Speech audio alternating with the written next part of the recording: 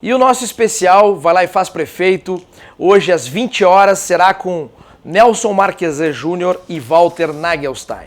Então nos acompanhem hoje às 20 horas nos canais 24 e 524 da Claronet e nas redes sociais @programa Vai Lá e Faz. E faça a escolha certa.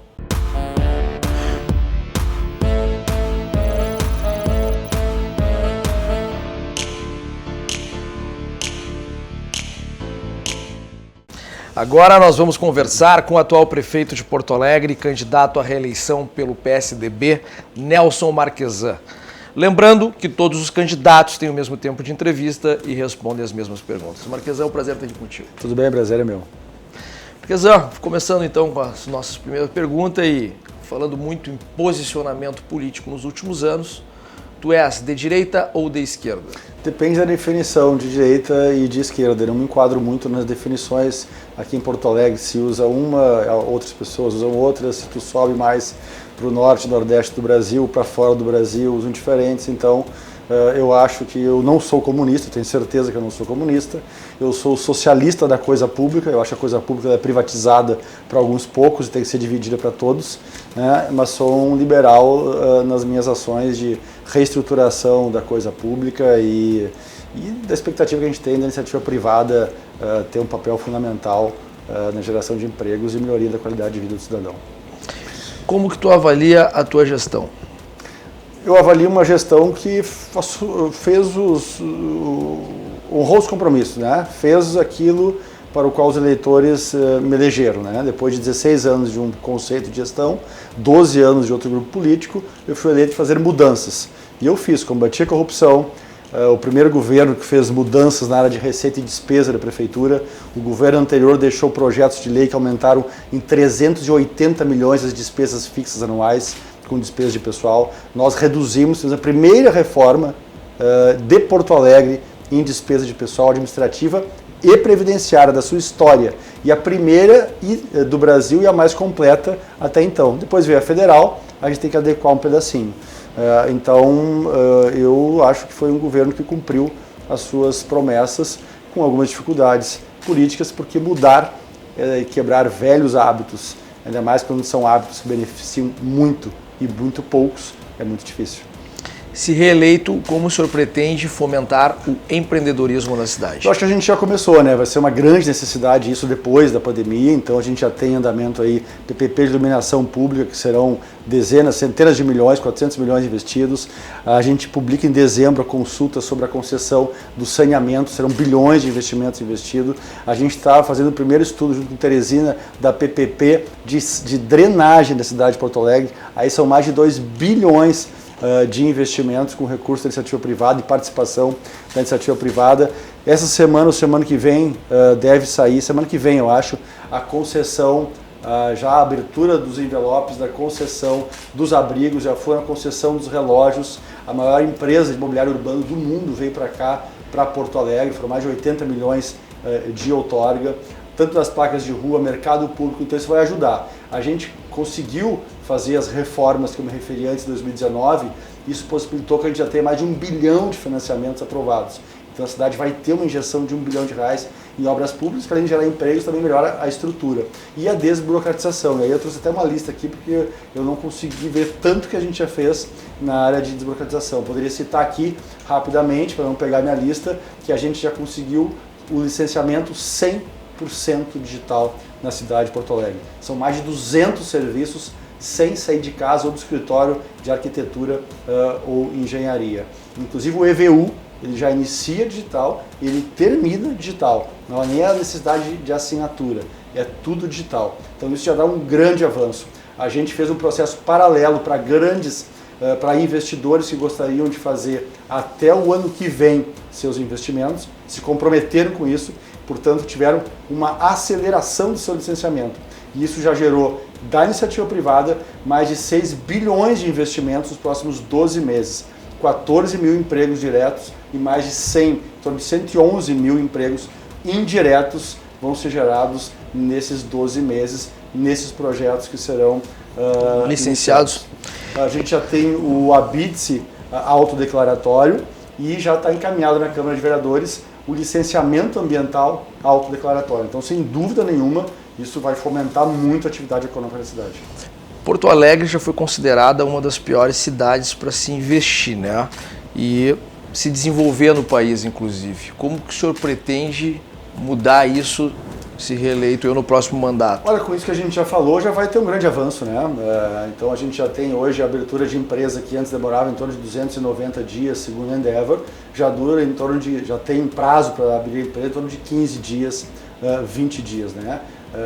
O licenciamento expresso para fazer pequenas obras de até 500 metros ou para atividade de baixo risco, isso já acontece hoje em um dia ou até 5 dias no máximo. Né? É autodeclaratório também, então a pessoa declara com um profissional responsável e acabou, né? E faz isso de forma digital, inclusive. Então isso gera parte do princípio de boa-fé. Parte do princípio de boa-fé e da responsabilidade, né? Tem um profissional que tem uma certificação dele para ele fazer isso. Se ele fizer errado, ele vai acabar sofrendo consequências profissionais. A lei das antenas, que a gente conseguiu mudar aqui, a gente tinha a pior legislação de antenas do Brasil.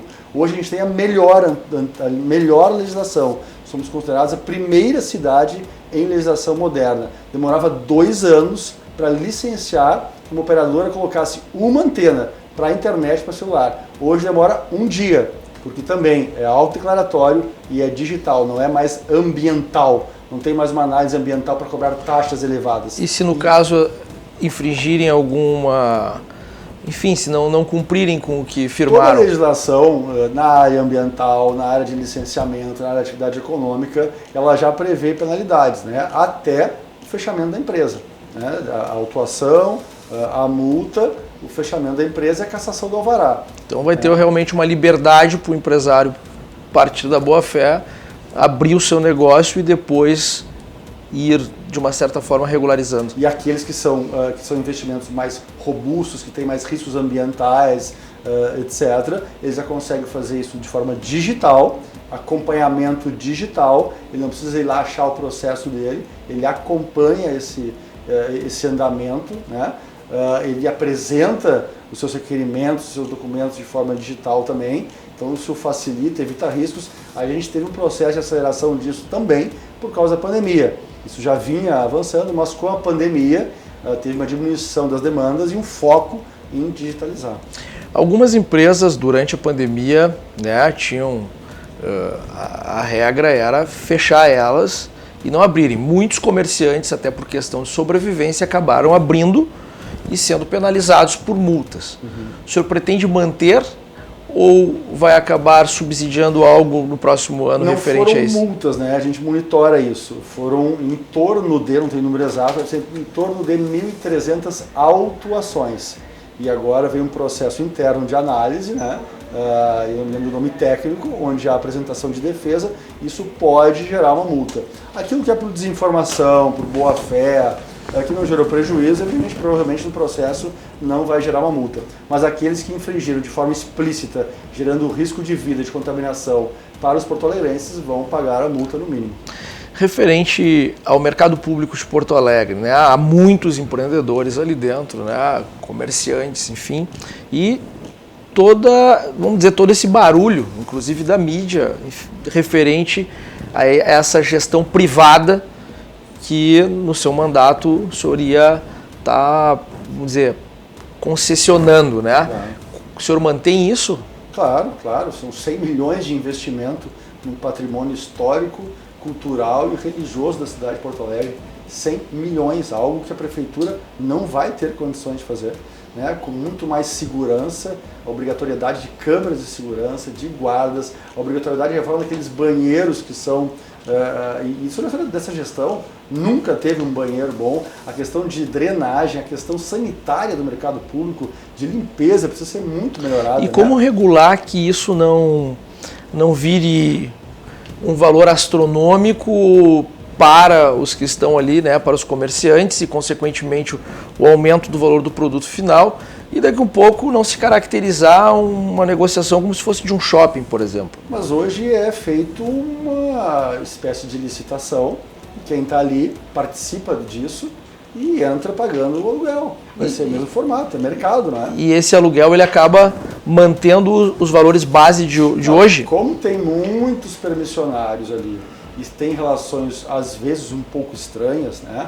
Porque são permissões que vão vencendo ao longo do tempo de uma forma, vence uma num mês, outra no outro, né? Tem muitos que não pagam, tem muitos que estão atrasados, tem muitos que estão em valor bastante baixo de mercado. Não é justo que poucas pessoas, aqueles que estão com um valor defasado, paguem um valor muito menor e sejam privilegiados. O seu vizinho paga um valor maior e quem está fora do mercado, literalmente iniciativa privada, pague um valor ainda maior no mesmo centro, do lado, né? Então, na verdade, o que a gente vai fazer ali é devolver o mercado para a cidade de Porto Alegre com muito mais qualidade, com muito mais manutenção de um patrimônio que é de todos nós e que hoje é evidente que ele não tem uma manutenção adequada.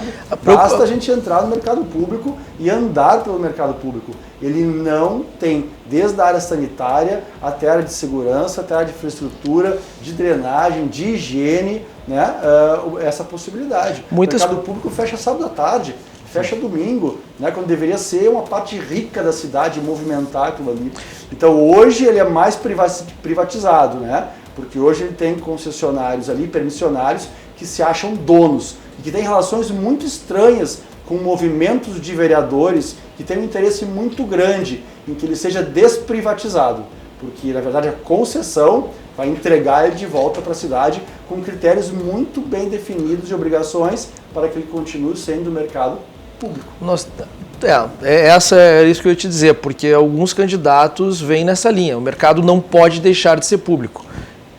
Ele vai continuar sendo público, é apenas uma concessão de administração, é isso? Claro, é isso mesmo. Com muita obrigação de fazer investimentos agora, com muita obrigação de qualificar, com muita obrigação de manter aquele patrimônio que não está mantido da forma adequada. Correto. Referente aos guardadores de carro de Porto Alegre, que ainda é um problema, né, para a cidade, mas pós-pandemia muitos pais de família acabaram tendo que se virar de uma forma ou outra, até mesmo guardar carros. Como o senhor pretende regularizar isso ou existe um projeto em definitivo para isso para o próximo mandato? Já encaminhou um projeto, já tornou proibida a atividade de guardadores de carro, né? A gente tem a área azul, que é uma concessão, devemos ampliar essa concessão se a gente se reeleger para manutenção de outras áreas de estacionamento público, para qualificar essas áreas, qualificar a manutenção das vias, dos espaços, mas essa atividade vai continuar proibida porque ela acaba sendo uma atividade ali que atrai muitas pessoas com problemas na justiça e também acaba gerando aí muito desconforto e até alguns atritos físicos com mulheres, com crianças, com homens. Então é uma atividade proibida, a gente pretende mantê-la proibida e gerar atividade econômica que possa absorver essas necessidades que a gente sabe que em virtude da pandemia por algum momento vão aumentar. Referente às escolas municipais de Porto Alegre, pensando na futura geração, né? Existe algum plano para fomentar o empreendedorismo dessas crianças ou até uma análise de perfil ou ainda cursos profissionalizantes no contraturno, algo nesse sentido? A questão profissionalizante é mais da área técnica, né, do ensino médio do Estado, que é mais competência do Estado. No ensino fundamental, a gente buscou alternativas do contraturno, tirar da FASC, da área social, colocar na educação e contratualizar com escolas comunitárias, o setor privado, né, para levar uma visão diferenciada para dentro da escola estatal. Uma das alternativas que a gente levou foi o Makerspace, né, que são espaços dentro de containers com computador, telefone celular, internet, impressora 3D, para que tu possa estimular o aprendizado de português, matemática, enfim, as mesmas matérias que ele tem no horário normal, mas com outra forma mais a ver, né, com a nossa realidade atual do momento, com mais inovação. Então essas pessoas, eu tive lá no segundo dia de aula dessas crianças, elas já tinham feito, estavam fazendo um blog, já tinham feito vídeos no seu celular, né, e iam começar a escrever no seu blog. Então, evidentemente, isso gera o empreendedorismo. A gente tem essa expectativa com esse contraturno, com entidades conveniadas que vão ser obrigadas a ter numeramento, letramento, que possam estimular isso. E um investimento muito pesado no ensino fundamental, que é a nossa maior rede, no ensino infantil, que a maior rede é com escolas conveniadas, né, parcerizadas, comunitárias, ou seja, não são estatais, onde a gente ampliou de 333 por aluno para mais de R$600 por aluno, qualificamos. Vamos ter, ao final de 4 anos, todos os professores formados em pedagogia. Eu acho difícil que todas as escolas privadas de Porto Alegre tenham isso, todas as públicas vão ter isso. A gente descredenciou aquelas que não tinham condições e temos percebido que, isso é fato no mundo inteiro, né? Com investimentos no ensino infantil, isso facilita a aceleração da alfabetização, isso dá autoestima para o aluno e facilita o aprendizado dele em todas as outras matérias também. Correto. Como pretende incentivar os informais a se tornarem de fato empreendedores na cidade? A gente teve durante algum tempo ali, isso foi muitos anos, e no nosso governo no início isso ocorreu também, até que a gente retirasse as pessoas de lá, a gente teve ali uma troca, né, nessa área de formalização dos informais. Nós formalizamos, por exemplo, foi formalizado, foi dado alvará para a pessoa ficar em frente à Praça da Encol, né? Ele tinha um alvará e ele construiu lá uma casa de 2 andares no meio da calçada, um alvará, porque as pessoas que ocupavam aqueles cargos ali trocavam o alvará por votos de uma futura campanha. Então a gente tirou essas pessoas vinculadas a partidos políticos, esse é um dos motivos dessa angústia de alguns partidos comigo, acabamos com essa troca, então agora a gente é bastante rigoroso nesta formalização, né, com as exigências de segurança, por exemplo. Vai ter ali um botijão de gás pequenininho na carrocinha. Ele tem que ter o PPCI, avaliação dos bombeiros, ele tem que ter o treinamento adequado, né? Cumprindo todas as formalidades e cumprindo a sua localização regional para ele fazer a sua atividade, ele vai ter o seu alvará de funcionamento. Como que ele faria isso sem renda, sem dinheiro, por exemplo, para isso? Porque muitos ali estão na batalha mesmo, né? Sim, sim.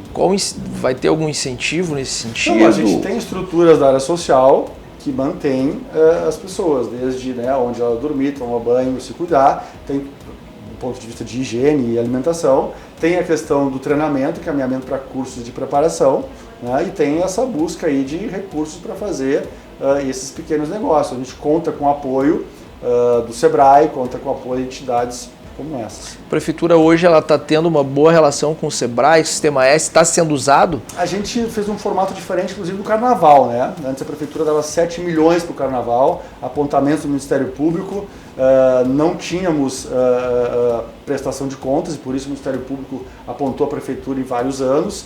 A gente tinha algumas pessoas ligadas ao comando do Carnaval com carros muito valiosos, com uma qualidade de vida acima do normal para as profissões que exercia. Nós cortamos isso e iniciamos, claro, com a pandemia a gente parou, mas iniciamos uma relação junto com o SEBRAE, onde o nosso repasse para as escolas de samba era para elas fazerem a formação de costureiros, de músicos. Então a gente tinha o SEBRAE nos ajudando na parte técnica, para a gente contratar professores das escolas para dar aulas para as crianças, para ensinarem, por exemplo, a tocar instrumentos musicais ligados ao samba, a fazer costura, para fazer, né, as fantasias. Então a gente acha que esse é o formato. Para não ficar no assistencialismo somente. Eu acho que era até pior do que assistencialismo, né? Em alguns casos, né? Era até pior do que assistencialismo. Então a ideia é que tenha um retorno para cada ser humano, aqueles recursos que são implementados lá na formação e na qualificação e na profissionalização do Carnaval, né? Eram cursos de formação de todos os profissionais que são necessários para toda a rede carnavalesca, cultural, musical, enfim. E foi bem aceito isso? Olha, todos aceitaram, né? Mas veja bem, era um período pré-pandemia. Agora a gente tem que recuperar isso nesse período pós-pandemia, porque algumas cidades do Brasil já cancelaram o Carnaval e a gente não sabe exatamente se vai ter, como é que vai ter, como será o novo Carnaval, né? Correto. Muitos falam no 4º distrito se tornar um distrito digital, né? Então eu lhe pergunto sobre essa parte de startups, esse mundo digital, como fazer Porto Alegre ter um upgrade nesse sentido? A gente montou em Porto Alegre em 2017 já o primeiro coworking público do Brasil, que era na Academia da Procempa. Nós tiramos os funcionários da Procempa. Nós tiramos a academia dali, abrimos um espaço para que todos pudessem usar. Mais de 100 empresas, 100 startups já passaram por aquele espaço. Lançamos agora com 20 milhões o maior e o melhor fundo de inovação público do Brasil, é aqui em Porto Alegre, em parceria com as universidades e com entidades representativas do setor empreendedor, né, no seu conselho. Então a prefeitura participa de investimento em startups, desde que entidades privadas, empresas, né, corram um risco junto com o setor privado, com o setor público, e desde que essas startups tragam algum retorno para o interesse coletivo de Porto Alegre. Né? Não é uma empresa simplesmente que tem um interesse privado, tem que ter algum benefício público. Por exemplo? Por exemplo, agora já tem, né, mas poderia ser um aplicativo de GPS para os ônibus. Né? E aí Porto Alegre ficaria sócia desse aplicativo. Né? A prefeitura? A prefeitura ficaria sócia também junto com o empreendedor. Que poderia usar gratuitamente, a prefeitura não teria lucros com isso, ou poderia o empreendedor comprar parte da prefeitura. Mas o benefício ficaria para a cidade. Como regulamentar isso? Já está regulamentado, já tem lei, tem decreto, está funcionando. Já tem 1,5 milhão destinado. Então a prefeitura já seria sócia de algumas startups? Já estaríamos lançando o edital para as startups se credenciarem. Né? Ainda não temos os editais publicados, até porque veio a pandemia e ninguém sabe nem como vai ser esse processo de seleção, de avaliação na pandemia. Mas já temos editais para botar 1,5 milhão na rua. O pessoal vem falando muito em microcrédito. O que o senhor tem a nos dizer sobre? Isso é um grande desafio, mas a gente tem que entender que isso tem muita relação com o sistema financeiro, né? E pouca relação com o papel da prefeitura. A gente pode buscar alternativas, mas esse é um papel do sistema financeiro regulado pelo governo federal, onde aqui, excepcionalmente, o governo do estado tem aqui 2 instituições financeiras que podem fazer uma parceria para trabalhar. Mas há de se dizer da dificuldade operacional que a prefeitura tem. A prefeitura tem dificuldades de entregar os seus serviços essenciais. Quando ela começa a buscar alternativas que podem ter muitas fraudes, né, que podem gerar prejuízo aos cofres e que vai ter que colocar muitos recursos para fiscalização acima do benefício, eu particularmente já fico com muitas dúvidas sobre essas ideias. Eu prefiro ser parceiro para que empreendedores gerem emprego na cidade de Porto Alegre. Né? E para que pequenos empreendedores possam gerar pequenos empregos, para que esses pequenos possam virar grandes empreendedores depois. De que forma? Esse é o caminho, mas dessa forma, fazendo a facilitação desses investimentos. Como que é a sua relação e como que será a sua relação com o atual governo do estado? A relação com os 2 governos que eu peguei foi muito boa, especialmente na área da saúde, até por necessidade agora na pandemia, e especialmente na área da segurança, que são áreas que, se não há uma relação, principalmente da segurança, né, se não tem uma relação do município com as forças de polícia, que são, no caso, Brigada Militar, Polícia Civil e os outros órgãos, e com a Polícia Rodoviária Federal também. Por exemplo, a gente tem hoje, nós desenvolvemos um aplicativo na prefeitura, todos os pardais que só multavam hoje fazem a fiscalização de placas de uma forma online, e nós avisamos a Brigada, a Polícia Civil, Polícia Rodoviária Federal, são de 0, nós estamos com 1,5 milhão de placas monitoradas por dia na cidade de Porto Alegre. Isso é uma matéria, inclusive, esses dias, que o seguro no Rio Grande do Sul, já que mais de 50% dos roubos e furtos no estado são em Porto Alegre, o seguro no Rio Grande do Sul, o seguro dos carros, baixou o valor. Né? E evidentemente porque diminuiu em 60% o roubo e furto de veículos e porque a recuperação dos veículos aumentou. Como será a sua relação com a Câmara de Vereadores? E está exposto que muitos dizem que a sua relação com a Câmara de Vereadores não é boa, envolvendo diversas polêmicas, né? Então, como melhorar essa gestão, ou fazer essa gestão, e se você compartilha das suas decisões? Olha, a nossa relação com a Câmara de Vereadores, eu sei que ela é muito criticada, mas eu consegui aprovar na Câmara de Vereadores reformas que nenhum outro prefeito em 30 anos sequer tentou aprovar. Né? E os que tentaram não conseguiram. Eu fiz a maior reforma administrativa de Porto Alegre, eu fiz a maior reforma previdenciária do Brasil, até a reforma do governo federal, e eu atualizei a planta do IPTU, o que não era feito há 29 anos. De todas as 27 capitais, éramos a mais atrasada. Brasília, São Paulo, Curitiba, Belo Horizonte tinham feito 4, 5, 6, 8, 10, 12 atualizações da planta de valor. Então, a minha relação, do ponto de vista de interesse público, ela foi muito positiva para a cidade. Agora, os vereadores que tentaram em algum momento, ou os partidos, ter algum benefício pessoal, e essa relação ela não foi boa, né? E aí a gente teve esse movimento do impeachment, cujos argumentos todos foram arquivados pelo Ministério Público semana passada, e agora o Ministério Público acabou de arquivar todos os argumentos de uma CPI fake, falaciosa. Então, o meu diálogo é dentro de princípios, valores e interesse público. Fora daqui é voltar para trás. Fora daqui é ter escândalo do DEP, é ter escândalo na Carris, é ter escândalo na Procempa, e no meu governo, sempre que ocorrer, eu vou denunciar. Eu não vou ser cúmplice. Eu não vou ser surpreendido por Polícia Civil e por Ministério Público. Eu vou dar instrumentos para eles, como a gente deu na Carris, e onde é que deu busca e apreensão? Câmara de Vereadores. Como a gente fez, foi na Carris, DEMAB, nós denunciamos. Onde é que foi a polícia e o Ministério Público? Parlamento. Então, dentro de um diálogo de interesse público, todo o diálogo, sempre. Ninguém trabalha mais do que eu, pode trabalhar como eu. Eu estou sempre aberto, não tem ninguém que fica sem retorno. O meu celular ele é o mesmo desde 2003. Toda a cidade tem meu celular e todo mundo fala comigo. Mas a conversa é dentro de princípios e valores. Fora daqui, não é comigo. O senhor é a favor de uma gestão compartilhada?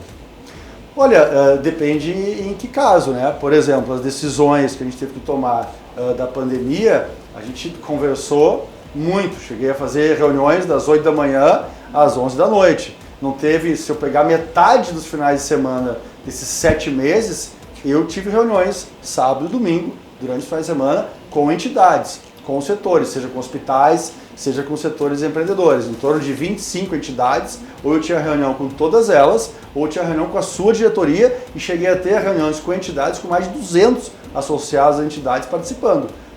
E sempre Secretaria da Saúde, Secretaria de Desenvolvimento Econômico, Procuradoria-Geral do Município, Secretaria de Ações Institucionais, enfim, todo o governo conversando com todas as instituições que representam partes da sociedade, né?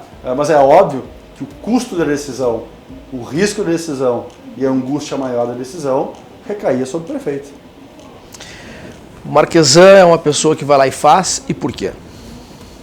O Marquesan é uma pessoa que vai lá e faz porque ele se compromete, ele assume esse compromisso, e tudo que ele assume o compromisso de ir lá e fazer, ele dá o seu limite, e aquelas pessoas que estão junto também dão o seu limite para entregar. É uma questão de compromisso. Então, eu estou na área pública, e na área pública eu faço porque eu gosto de ajudar as pessoas. Muito obrigado, nossa entrevista chegou ao fim, é rápido, mas é para esclarecer aí muito sobre as dúvidas dos nossos telespectadores. Muitas perguntas em pouco tempo, de forma ágil e esclarecedora. Parabéns. Obrigado.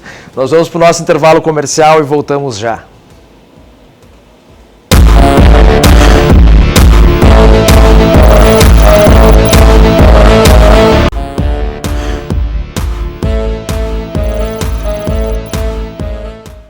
Agora nós vamos conversar com o candidato à Prefeitura de Porto Alegre pelo PSD, Walter Nagelstein. Lembrando que todos os candidatos têm o mesmo tempo de entrevista e respondem as mesmas perguntas. Walter, seja bem-vindo ao Vai Lá e Faz. Muito obrigado, João Matheus. Alegria estar aqui contigo e gostei do nome do programa. É inspirador para mim, eu gosto disso também. Olhar, ver, saber o que tem que fazer e fazer no tempo correto as coisas. Walter, começando aí a nossa série de perguntas, eu estou representando aqui os empresários e empreendedores de Porto Alegre e do nosso estado para saber quais são as posições e pensamentos políticos de vocês para Porto Alegre, as propostas, enfim. Começando aí com a nossa pergunta número 1, tem se falado muito na posição, vamos dizer, política de cada candidato. O país se dividiu em direita, esquerda, extrema-direita, centro, enfim. Qual a tua posição política, Walter? Eu sou integrante de um partido de centro-direita e me considero de direita. Eu sempre acreditei na liberdade, acreditei em menos imposto, menos Estado, mais eficiência. E acho que isso é uma coisa que falta. O serviço público está divorciado da realidade do empreendedor, daquele que faz as coisas acontecerem. E se a gente não olhar para a sociedade num tripé que é o tripé da sustentabilidade social, econômica e ambiental, as coisas não funcionam. A esquerda olha só a questão social e se esquece que não é possível fazer política social se a gente não tiver uma economia forte. Alguns outros olham só a questão ambiental. E para mim o maior fator de degradação ambiental é a miséria. Então é preciso também ter desenvolvimento econômico até para que tu faça a recuperação de áreas degradadas ambientalmente. Então eu sou um político de direita, acredito, há muitos anos eu falo no liberal conservadorismo, quando pouca gente sabia o que era isso. Eu não sou um liberal puro, porque eu acredito que o Estado tem um papel, e às vezes de regulação, às vezes de evitar dumping, inclusive contra a própria indústria nacional, contra a indústria local. E, portanto, nesse aspecto é que eu acho que o Estado tem um papel, mas acho que o Estado não tem que ter o papel que a esquerda acredita, de monopólio, de ser dono de tudo, de ser provedor. Eu acho que isso é um equívoco, é um erro. Porto Alegre é um exemplo disso. Desde a redemocratização, todos os governos aqui foram primeiro governos de esquerda e depois de centro-esquerda.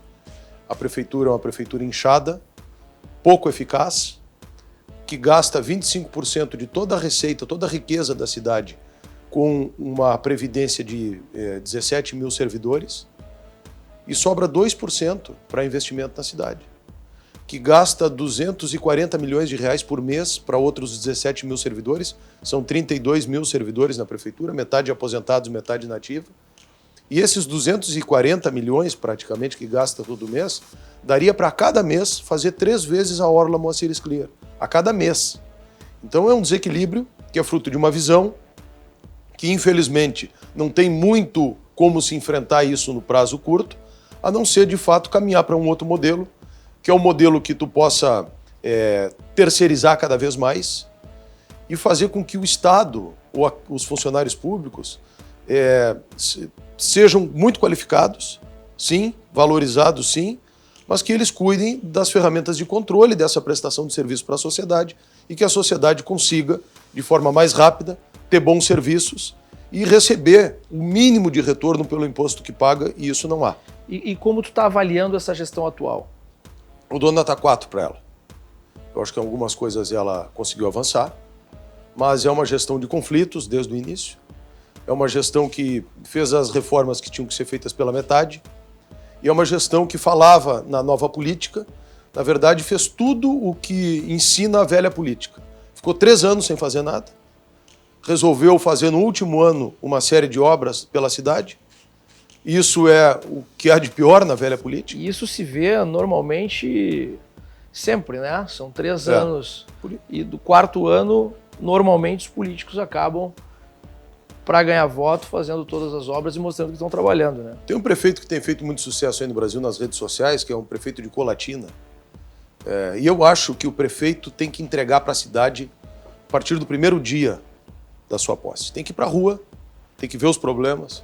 Há pouco em off aqui a gente falava do entorno da prefeitura. O prefeito que não consegue, o dia que chega na prefeitura para trabalhar, passar pela calçada e ver que o ladrilho da calçada está solto ou que está faltando e não manda consertar, é o mesmo prefeito que passa 4 anos e não consegue enxergar que na cidade existem 400, em Porto Alegre, no caso de Porto Alegre, 457 vilas e áreas irregulares que passam os anos e os prefeitos também não olham. Quando eu falo do ladrilho, que parece uma coisa pequena, eu estou falando também da coisa grande, que é essa dos bairros todos da cidade. Então falta atenção, falta cuidado, falta comprometimento e falta competência.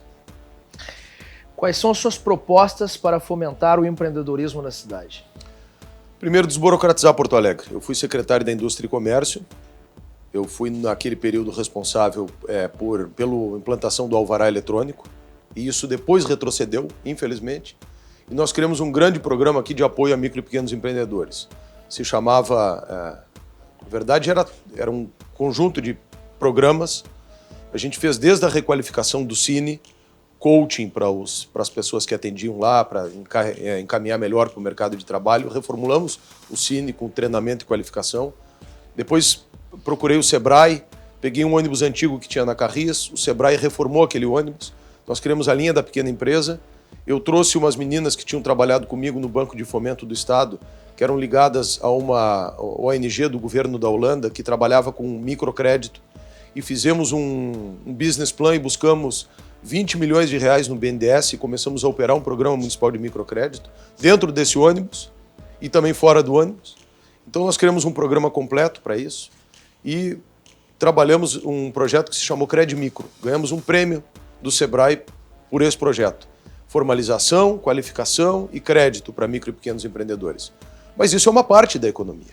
Né? Walter, nós temos que trabalhar o todo da economia. Eu tenho visto, acompanhando os debates, as entrevistas, que diversos candidatos vêm falando no microcrédito. Sim. Mas como dar o crédito ou fornecer um crédito a empresas que, pós uma pandemia, obviamente, estão negativadas? Eu vejo a teoria do microcrédito, os candidatos têm falado bastante, mas como fazer isso na prática? Todos esses que falaram em microcrédito nunca fizeram, na verdade. A gente fez. Essa é uma primeira diferença. O microcrédito ele tem uma diferença do CDC, que é aquele crédito no banco, que o cara tem uma conta, passa o cartão e tira ali 700, 1.000, 1.500 reais. Também tem uma diferença no crédito do varejo, de uma das tantas lojas que pode ter aí no Brasil, que normalmente tem taxas de juros muito altas embutidas. E para aquela pessoa que adquire aquele bem, um bem durável, por exemplo, uma cozinheira que trabalha para fora, compra uma geladeira ou compra um fogão, vende empadinhas, por exemplo, é uma pequena empreendedora, o juro ali para ela não faz diferença. O que importa para ela é que se aquela prestação cabe no orçamento dela no mês, no final do mês. O microcrédito não é nem um juro tão baixo, nem um juro tão alto. Normalmente, na minha época, era um juro em algo em torno de 3,75%, 2%, de 2% a 4%, dependendo ao mês. Relativamente é um juro caro. Mas duas questões. Primeiro, essa questão da negativação, ela não é fundamental no microcrédito.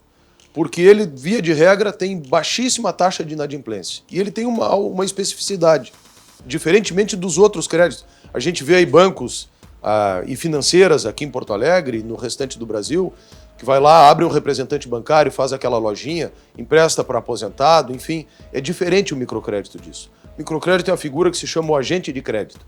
Ele visita, ele faz uma avaliação econômico-social daquela pessoa.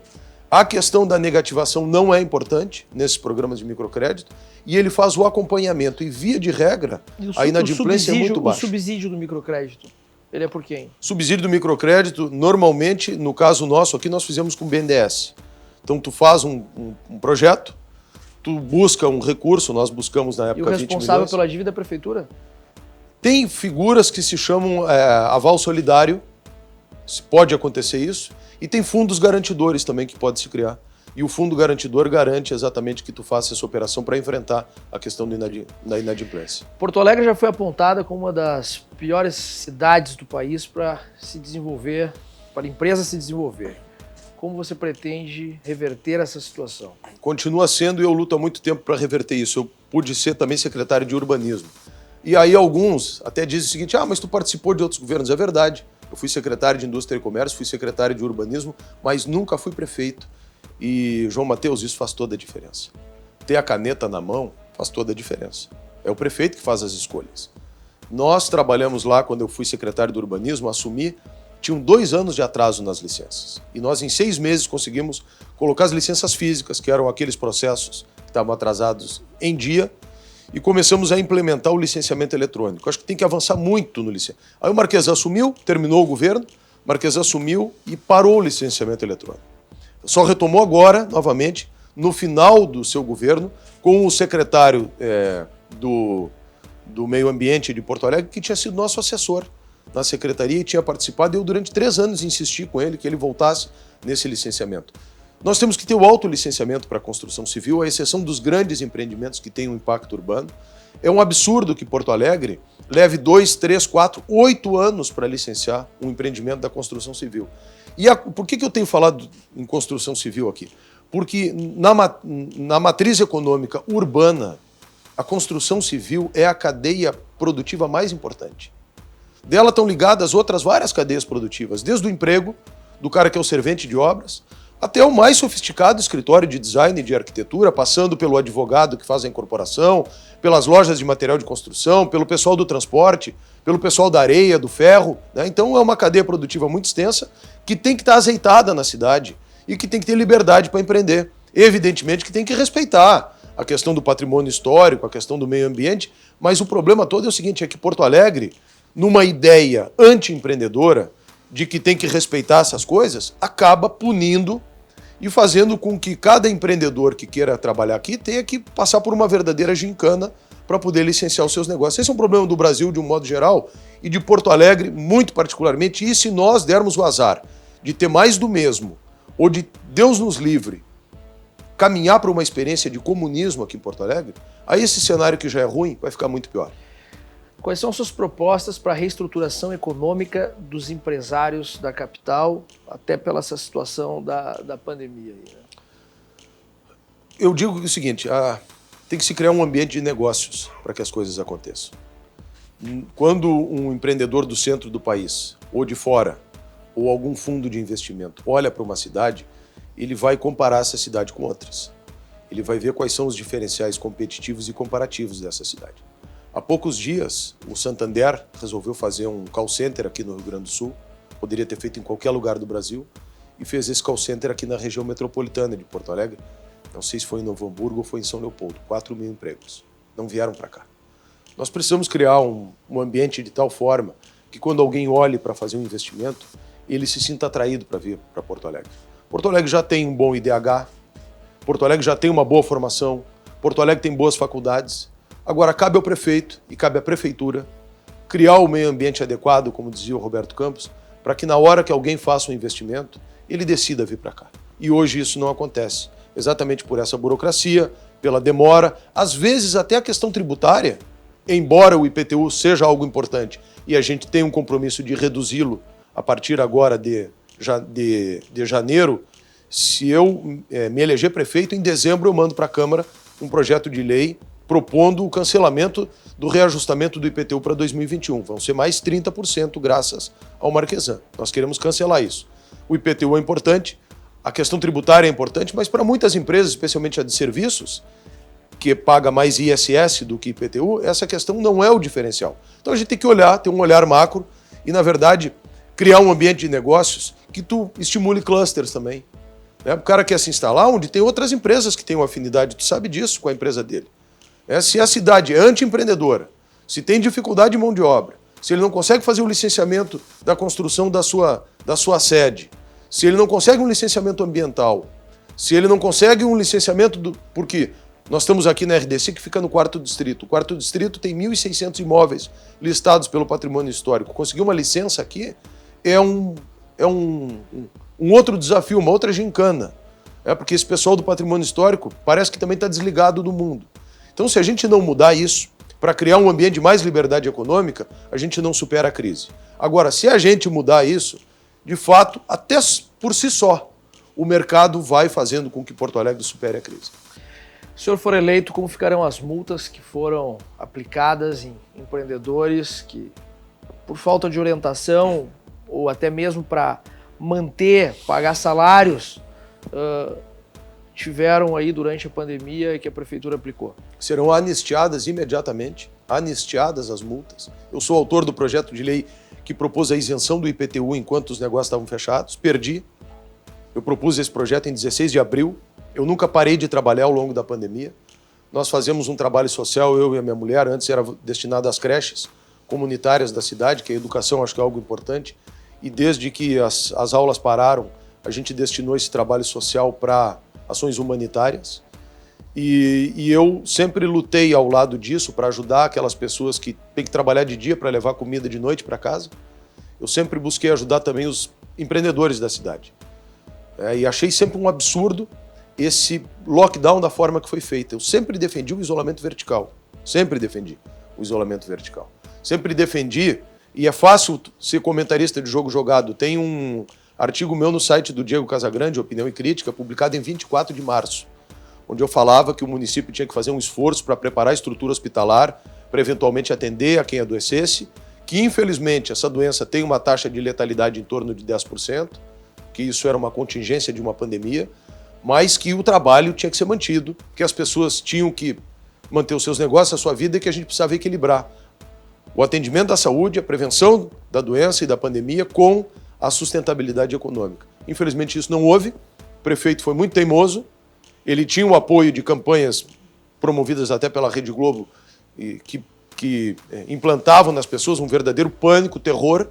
Teve gente que entrou em depressão, porque era todo dia no Jornal Nacional aquela quantidade de mortes e de fato, uma política de comunicação de terror. E durante algum tempo ele veio surfando naquela onda, todo mundo achando que ele era o grande salvador, que Porto Alegre estava indo muito bem, quando Porto Alegre não investiu na estrutura hospitalar que deveria ter investido para permitir que a economia da cidade continuasse funcionando. E o resultado disso, nós estamos em outubro agora, são 60 mil empresas fechadas em Porto Alegre. Se a gente caminhar no Oswaldo Aranha, na Cristóvão Colombo, na Venceslau Escobar, na Assis Brasil, a gente vai ver uma quantidade enorme de empresas de placas de aluguel. Nós, como empresários, empreendedores, sabemos o caos que foi, poderíamos, com muito cuidado, mesmo cuidado que a gente tem tido aí para a nossa programação aqui na RDC, higienização, máscara, etc.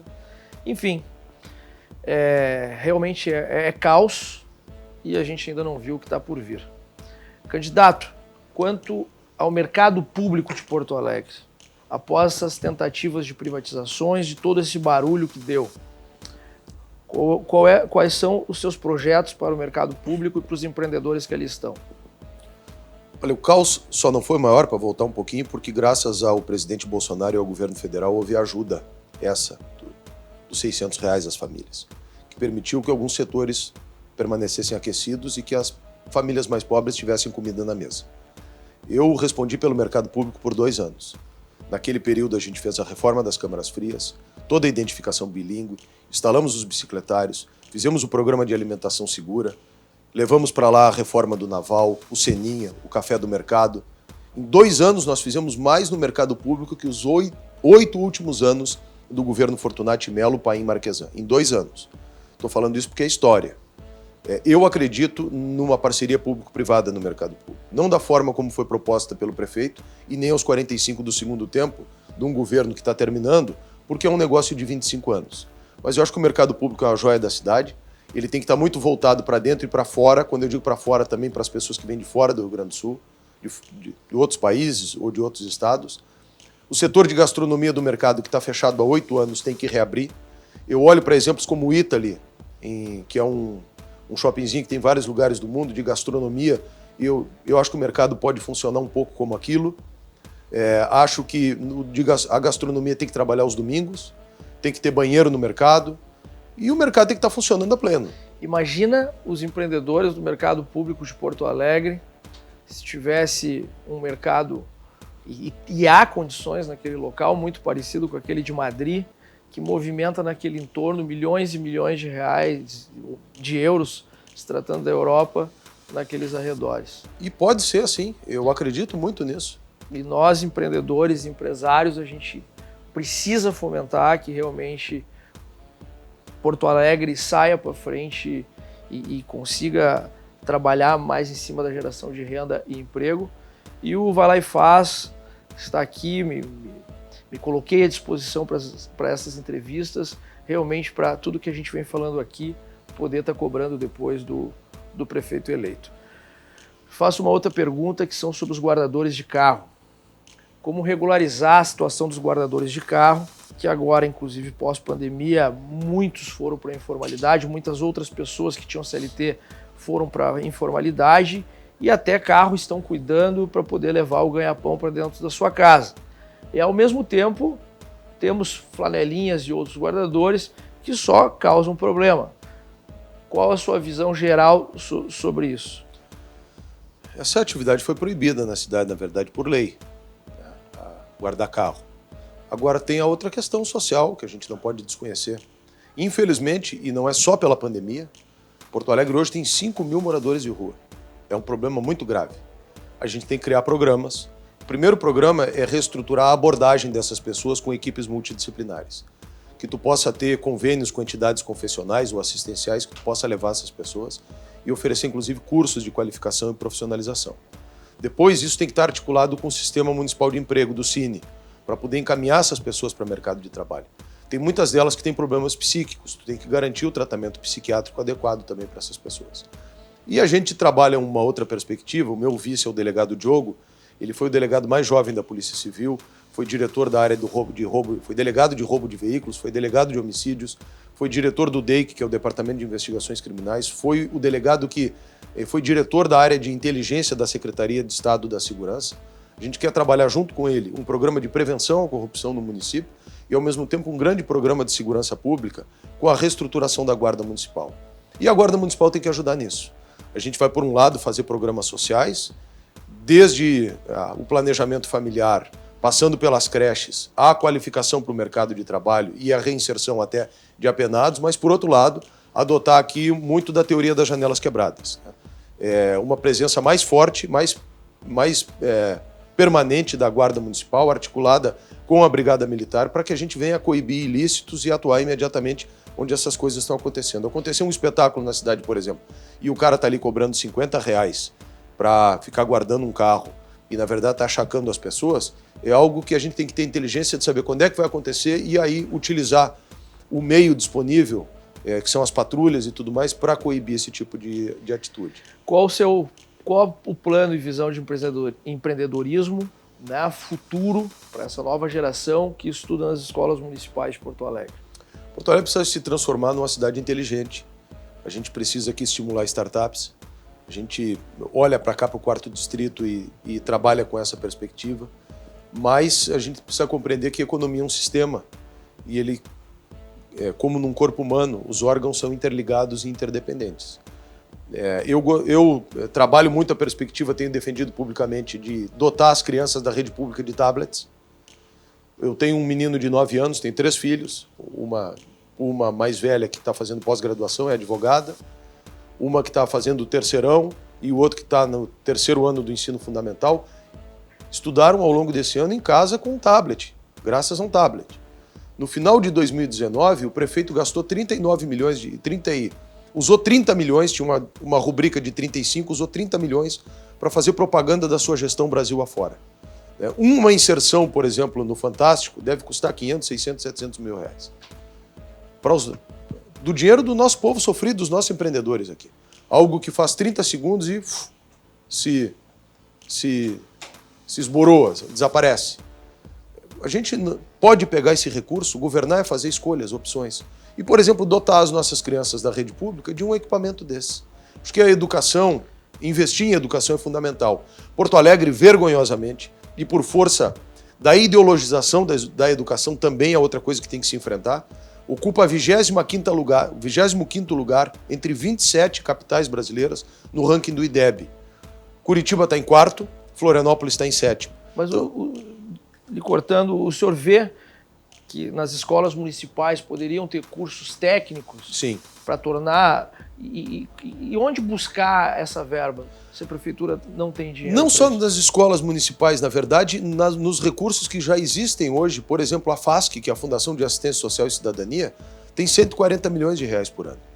A verba da educação, que hoje representa em torno de R$1 bilhão por ano, é o orçamento da educação, vai aumentar o repasse federal, porque isso é lei, de 11% vai dobrar esse repasse. Vai ser 22%, porque isso é uma lei federal. Então o governo federal vai ter que aumentar o investimento em educação. Isso vai praticamente duplicar o orçamento da educação disponível para Porto Alegre.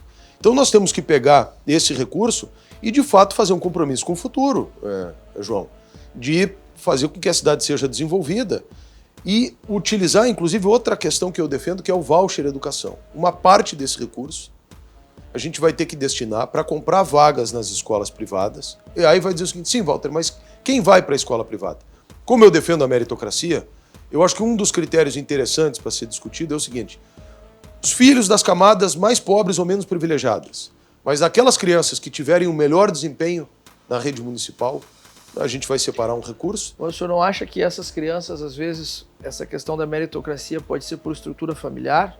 Às vezes eles não tiveram estrutura familiar para poder estar ali se desenvolvendo e daqui a um pouco chegar a poder estar numa escola particular subsidiada pela prefeitura? Pode ser que sim, mas a pobreza não é uma condenação. Quantas pessoas com muita dificuldade, morando num barraco muitas vezes, quantas crianças, quantos homens e mulheres de sucesso hoje em dia, lutando contra todo tipo de adversidade, com muito esforço se fizeram por si só. Então eu acho que a pobreza é uma circunstância e não é uma condenação. Cabe ao Estado ajudar as pessoas a saírem da pobreza e cabe às pessoas também se ajudarem a saírem da pobreza. Eu acredito muito nisso, mas acredito que a disciplina e o esforço fazem parte da fórmula do sucesso. Ok. Como pretende incentivar os informais e até mesmo desempregados a empreender em Porto Alegre? A gente já fez isso com apoio, através do Sebrae, através de parcerias, através de cursos de qualificação. Existem muitas entidades, até ligadas a igrejas evangélicas, por exemplo, hoje, a clubes de serviço como Lions, Rotary, a associações de bairro, né? Lá na Vila Tronco tem a Mavitron e outras tantas que fazem curso de qualificação, que dão curso de qualificação. Os Pobres Servos da Divina Providência, o Pão dos Pobres, dão cursos os mais diferentes, né? Desde de técnicos em várias áreas. O Sistema S que está aí, que eu, quando fui secretário da SMIC, fiz uma parceria, eu tinha o recurso do FAT. E hoje está muito pouco usado, né? E pode ser usado. O Sistema S hoje está abandonado, desaparecido. A tua área, por exemplo, né? Da área do transporte, o Senat, pode ajudar com curso de qualificação.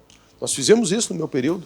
Quando nós regulamentamos aqui a profissão de motofretista, que são os motoboys, nós conseguimos com o Senat que o Senat desse os cursos de qualificação para esses profissionais. Isso é importante para o trânsito, é importante para reduzir a acidentalidade, é importante para apoiar essas pessoas, é importante economicamente, porque atrás de um cara que está ali trabalhando na moto tem uma família, tem uma fonte de renda. Eu acho que essa visão macro que o prefeito tem que ter.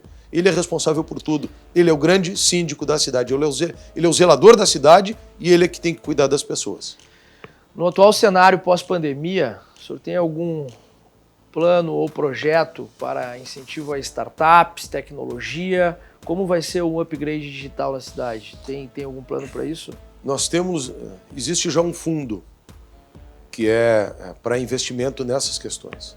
Eu gostaria muito, e há 20 anos eu falo isso, de transformar Porto Alegre na capital brasileira da alta tecnologia. Normalmente esses fundos de startups são venture capital, né? que é quase que recurso ao fundo perdido, que ele é mantido por empresários que deram certo. No Vale do Silício eu vi isso, eu estive lá no local onde nasceu a PayPal, por exemplo, que é uma startup hoje de pagamento, e vi como é que essas coisas funcionam. É totalmente diferente aqui do Brasil, diferente do que a gente falou lá no início, do sistema bancário tradicional, que quer te exigir. O banco praticamente empresta para quem não precisa de dinheiro. Né? Sempre. Se o cara tem muito patrimônio e garantias, a empresa dele está indo bem, o banco empresta. Para quem está mal, o banco não empresta. No sistema de inovação, de startups, tem que ser diferente. A gente tem que buscar articular meios para que se criem fundos, para que se consiga investir em empresas. E, por exemplo, para que a gente crie espaços como o Tecnopuc e outros espaços de inovação em Porto Alegre. E volto a dizer, eu enxergo muito aqui no 4º Distrito uma vocação para esse tipo de atitude. Não precisa ser só empresa de alta tecnologia, e inovação tem outras. Porto Alegre, por exemplo, é a cidade, meu raciocínio está na frente da fala. É a cidade que tem mais cervejarias no Brasil, microcervejarias. Né? E já estão aqui no 4º Distrito, no bairro Humaitá. Estimular isso, que está vinculado ao turismo de negócios, estimular o turismo de negócios.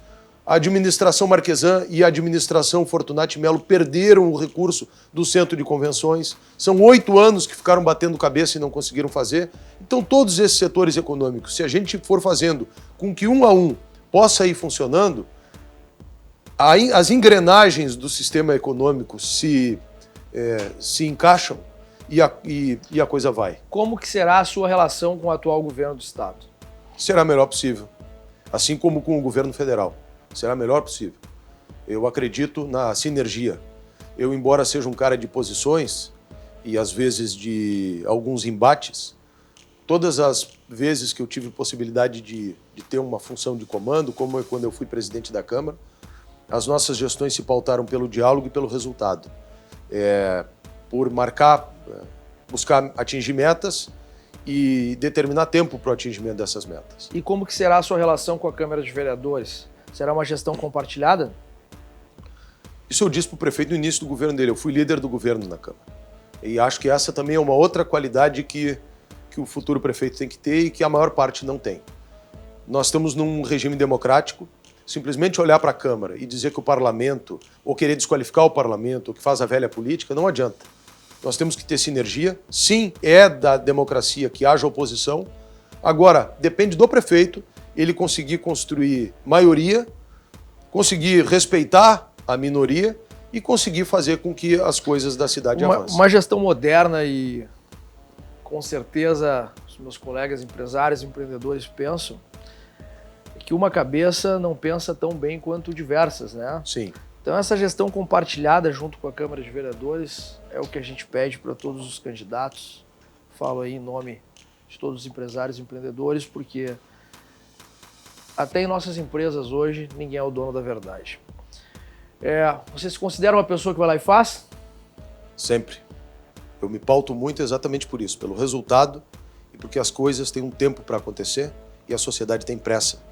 E as pessoas precisam de segurança, precisam de liberdade, precisam viver e viver com qualidade de vida. Candidato, agradeço a sua presença no nosso programa. Eu te agradeço muito. Tá, nosso tempo é curto, mas representando aqui todos os empresários e empreendedores, o Vai Lá e Faz abriu esse especial Vai Lá e Faz Prefeito, para que a gente saiba e depois possa cobrar, em nome de todos nós, de vocês, essas promessas e esses projetos. Agradeço a sua participação. Agradeço muito. Muito obrigado e até o próximo programa.